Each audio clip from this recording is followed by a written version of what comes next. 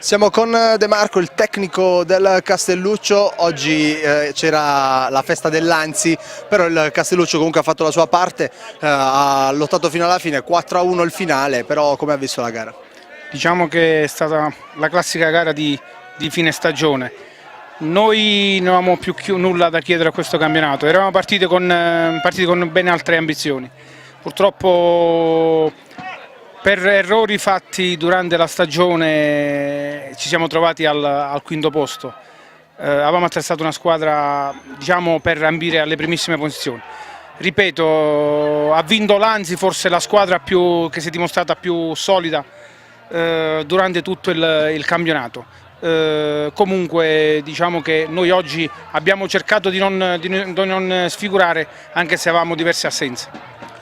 Quindi andando a ripercorrere un po' il cammino, oggi era l'ultima partita del campionato, il cammino del Castelluccio, dove forse c'è stato l'errore più grande?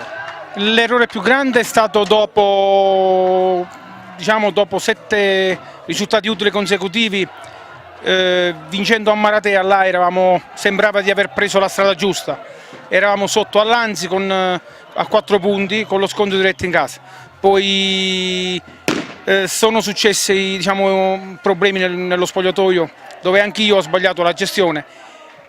Sono un tecnico giovane, diciamo, gli errori aiutano a migliorarsi. Ci proveremo il prossimo campionato. Ecco, infatti il prossimo campionato, in attesa di sapere quali sono le scelte della dirigenza, però credo che ci si riproverà l'anno prossimo. Allora, la società già in settimana mi ha comunicato la conferma e sono stati già presi dei giocatori. Diciamo 4 giocatori sono stati già presi. Sono già d'accordo con la società, non possiamo fare nomi perché ancora, diciamo, è prematuro, però l'intenzione della società è quella di voler provare a vincere il campionato di prima categoria del prossimo anno, facendo tesoro degli errori di quest'anno.